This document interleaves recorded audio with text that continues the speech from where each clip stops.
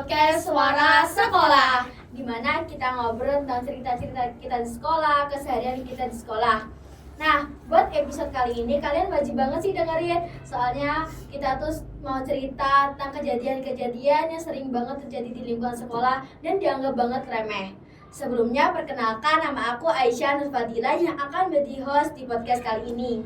Hai Evan, gimana nih kabar kamu hari ini? Halo Dil, alhamdulillah kabarku baik banget nih. Karena kita bisa sharing-sharing lagi di sini. Dan topiknya kali ini tentang isu yang sedang marak terjadi di lingkungan sekolah maupun lingkungan sekitar kita. Oke, kita lanjut aja ya, biar teman-teman tuh tahu apa sih itu bullying, apa perbedaan bullying sama bercanda. Bullying itu lebih ke tindakan atau kekerasan yang dilakukan secara sengaja oleh seseorang maupun berkelompok, yang dilakukannya dengan tujuan untuk menyakiti korban dan dilakukannya secara terus-menerus. Tapi kan kalau bercanda kan nggak menyakiti, dan selain itu kan dan dilakukannya hanya sesaat saja. Kalau di sekolah aku tuh sering banget lihat teman-teman aku diejek-ejek, dipanggil pakai nama orang tua, terus diolok-olok. Nah, kejadian itu tuh termasuk gak sih sama bullying? Terus apa aja jenis-jenis bullying gitu?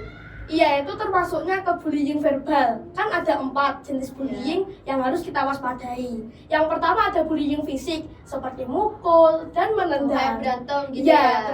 Berantem juga termasuk. Dan yang kedua ada bullying verbal, seperti mengucilkan, meremehkan, dan mengancam. Dan yang ketiga ada bullying sosial, yaitu bullying seperti mengucilkan dan menjauhi korban. Dan yang terakhir nih ada bullying cyber, yang biasanya dilakukan lewat internet maupun media sosial. Wah, ternyata banyak juga ya, dan bahaya banget. Terus setiap kejadian kan pasti ada korban pelaku sama penonton. Terus apa sih pentingnya penonton saat kejadian gitu? Penonton itu seperti saksi dalam sebuah adegan. Jadi saksinya, sebuah adegan bullying itu kan pasti ada saksinya. Yang lihat. Iya. Tapi kita jangan sampai jadi penonton pasif yang cuma diam aja dan nggak secara langsung dukung pelaku, atau malah jadi penonton aktif yang ikut menertawakan dan juga ikut ejek-ejekan. Iya, sama ikut pelaku. Jangan sampai begitu.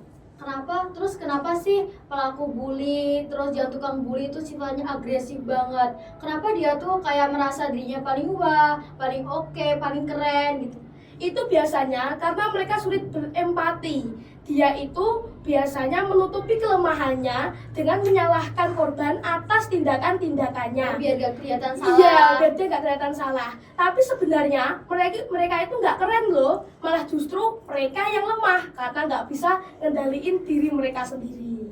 Oh, terus kasihan banget ya sama korbannya, apalagi dia yang kelihatan lemah atau berpenampilan beda. Terus dampaknya apa sih buat korban gitu?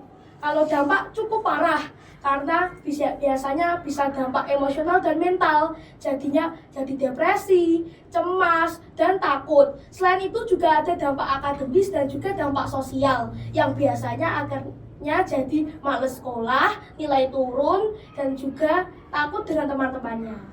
Oh, ternyata ngeriin banget ya.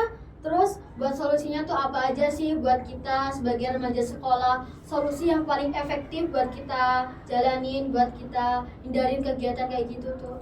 Nah, solusi yang paling gampang adalah, kan pernah pepatah mengatakan, mulutmu adalah harimaumu. Jadi kita harus bisa jaga omongan. Jangan sampai orang lain merasa tersakiti atau merasa dia merasa tersakiti atas omongan kita. Dan selain kita menjaga omongan, sekolah juga harus menciptakan ruang diskusi yang terbuka bagi korban-korban. Iya. Selain itu juga kita harus meningkatkan rasa kesadaran kita terhadap dampak-dampak bullying. Selain itu, orang tua juga harus terlibat dalam penyelesaian masalah bullying ini. Oke, terus kalau bullying udah terjadi di sekolah, apa sih yang harus dilakukan pihak sekolah agar bullying itu tidak terjadi lagi? Pihak sekolah itu harus tegas. Contohnya yang pertama, harus mau menerima laporan dan segera menindaklanjuti laporan kasus bullying tersebut. Dan yang kedua, memberikan sanksi edukatif kepada pelaku bullying. Bukan hanya soal sanksi fisik seperti skot jam atau lari-lari atau push up. Harus memberikan sanksi yang edukatif agar pelaku bisa sadar atas perbuatannya. Ya, betul, perbuatannya itu bisa. Nah, dan yang terakhir itu orang tua juga harus ikut andil dalam masalah ini, juga harus ikut menyelesaikan dalam kasus perundungan ini. Oke, keren banget. Terima kasih ya buat penjelasannya yang udah mengedukasi semua teman-teman. Oke, sama-sama Dila. Semoga bullying ini tidak akan terjadi lagi ya di lingkungan sekitar kita ataupun di lingkungan sekolah kita. Ingat ya teman-teman, kalau jangan sampai omongan kalian menyakiti hati kalian. Bercanda boleh, tapi jangan sampai menyakiti teman-teman kalian. Oke, sekian podcast kita hari ini. Terima kasih buat Evan yang udah mengedukasi semua teman-teman. Terima Oke, kasih sama-sama, juga Tia. yang udah dengerin podcast kita kali ini. Semua bermanfaat ya. Terus semoga bertemu lagi di episode selanjutnya. Ingat ya guys, teman sejati itu melindungi bukan menyakiti. Bye-bye.